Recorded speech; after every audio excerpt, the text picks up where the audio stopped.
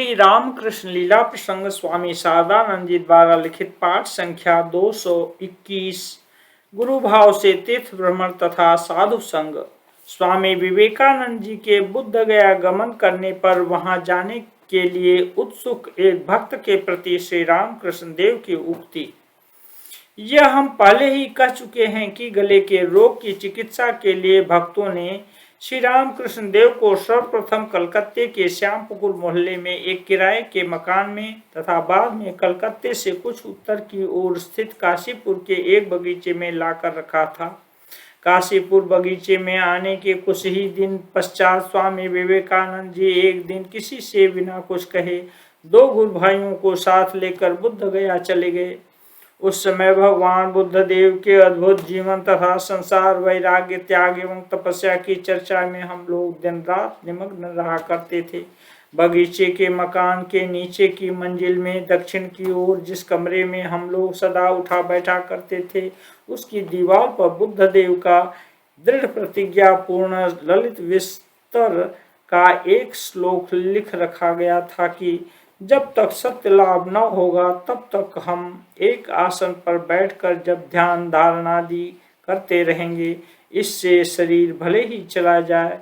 वह वाक्य हमारी आंखों के सामने दिन रात रहता था और हमें सर्वदा स्मरण कराता रहता था कि सत्य स्वरूप ईश्वर प्राप्ति के निमित्त हमको भी इसी प्रकार प्राणोत्सर्ग करना होगा।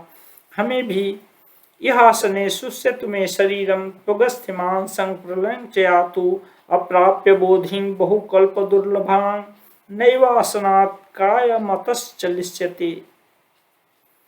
यह कहना होगा। इस प्रकार दिन रात वैराग्य की चर्चा करते हुए स्वामी जी सहसा एक दिन बुद्ध गया चले गए, किंतु वे कहाँ जाएंगे, कब लौटेंगे, यह किसी से नहीं कह गए। इसलिए हम लोगों में से किसी किसी की यह धारणा हुई कि संभवतः वे पुनः वापस आएंगे नहीं, हमको पुनः उनका दर्शन प्राप्त नहीं होगा। बाद में यह समाचार मिला कि वे गैरिक वस्त्र धारण कर बुद्ध गया चले गए हैं। हम लोगों का चित्त उस समय स्वामी जी के प्रति इतना आकृष्ट हुआ था कि एक क्षण भी उनको छोड़कर रहना हमारे लिए अत्यंत कष्टप्रद था। अतः मन व्यग्र हो उठा और हम में से अनेक व्यक्तियों की स्वामी जी के समीप जाने की निरंतर इच्छा होने लगी। क्रमशः यह बात श्री रामकृष्ण देव के कान तक पहुंची।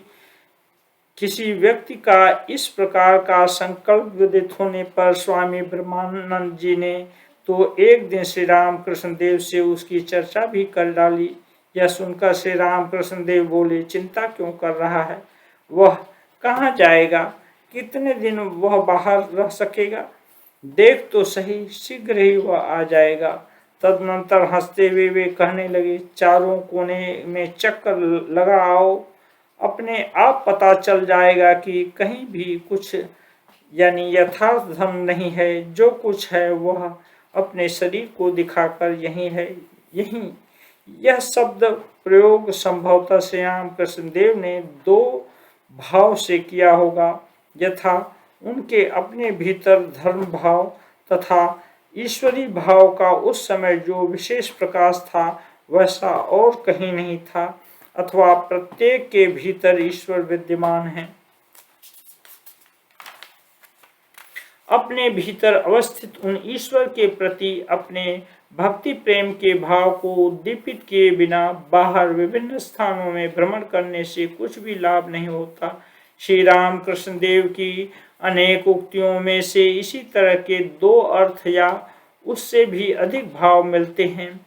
केवल श्री रामकृष्ण देव ही क्यों, विभिन्न युगों में जितने अवतारों ने इस संसार में जन्म लिया है उन सभी के कथन में इस प्रकार के अनेक भाव मिलते हैं तथा साधारण मानव अपनी रुचि के अनुसार तथा अपने संस्कार के अनुसार उस कथन का अर्थ निकाल लेता है। जिनको संबोधित कर श्री रामकृष्ण देव ने ये बातें कही थी उन्हें तो प्रथम अर्थ का ही बोध हुआ था एवं श्री रामकृष्ण देव के भीतर ईश्वरी भाव का जैसा प्रकाश है वैसा और कहीं भी नहीं है। यह दृढ़ धारणा कर निश्चिंत हृदय से वे उनके समीप रहने लगे। स्वामी विवेकानंद जी भी वास्तव में कुछ ही दिन बाद काशीपुर वापस आ गए। जिसका यहाँ है उसका वहाँ भी है।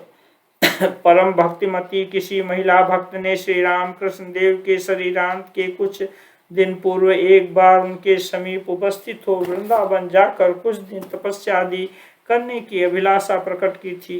श्री राम कृष्ण देव ने अपने हाथों को हिलाते हुए कहा था, हरी वहां क्यों जाना चाहती हो? जाकर क्या करेगी? जिसका यहाँ है उसका वहां भी है, जिसका यहाँ नहीं है उसका वहां भी नहीं है।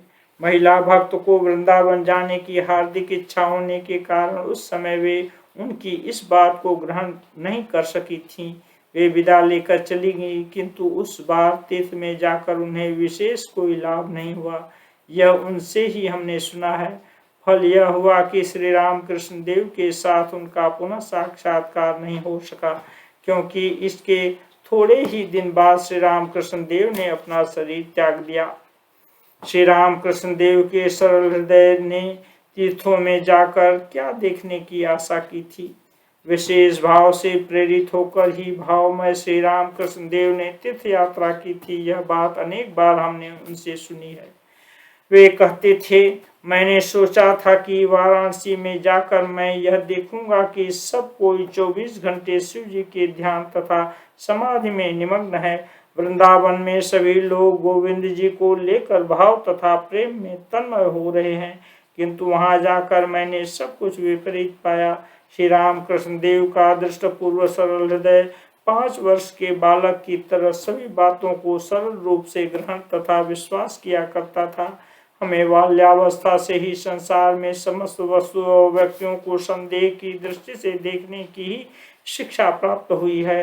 अतः हमारे क्रूर हृदय में इस प्रकार के विश्वास का उदय ही कैसे हो सकता है? सरल हृदय से जब कोई किसी बात पर विश्वास करता है तब हम उसे बुद्धू या मूर्ख समझते हैं।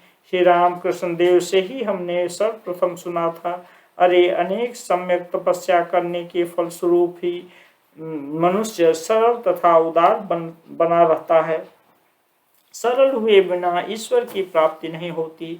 सरल विश्वासी के समीप ही वे अपना स्वरूप प्रकट किया करते हैं, पर साथ ही साथ सरल विश्वासी बनना चाहिए यह सुनकर कहीं कोई बुद्धू बंदर न बन बैठे।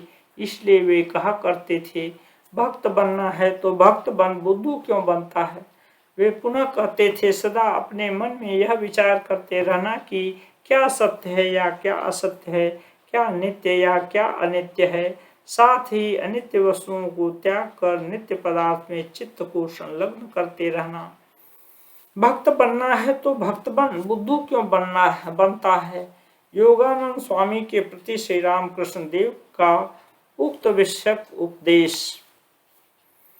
इन दो प्रकार के कथनों के में सामंजस्य स्थापित न कर पाने के कारण उनके समीप हम में से बहुत से व्यक्तियों को प्रायः तिरस्कृत होना भी पड़ा था। स्वामी योगानंद ने उस समय तक घर नहीं छोड़ा था। उन्हें घर के लिए एक कड़ाही की आवश्यकता थी। तदर्थ वे एक दिन बड़े बाजार में कड़ाही खरीदने गए। दुकानदार को धर्म का भय दिखाते हुए उन्होंने कहा, देखो भाई, ठीक ठीक दाम लेकर अच्छी चीज देना, टूटी फूटी न हो। जी हाँ, ठीक ही दूंगा, इत्यादि नाना प्रकार की बातें बनाकर दुकानदार ने छांट छूट कर उनके लिए एक कड़ाही निकाल दी। दुकानदार की बातों पर विश्वास कर अच्छी तरह से देखे बिना ही वे कड़ाही ले घर आए, किंतु दक्षिणेश्वर में आकर उन्होंने देखा कि कड़ाही चिटकी हुई है।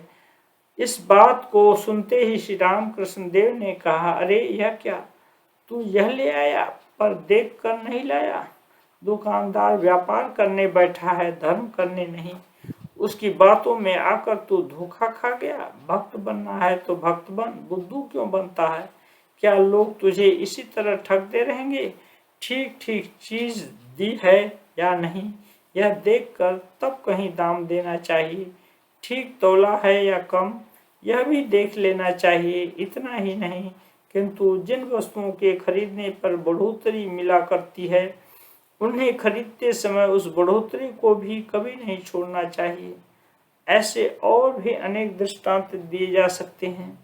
अस्तु, यहाँ पर हम केवल श्री राम कृष्ण देव की अदृष्टपूर्व सरलता के साथ ही उनकी अद्भुत विचारशीलता का उल्लेख कर वृत्तांत का ही अनुस्मरण अनुसरण करना चाहते हैं।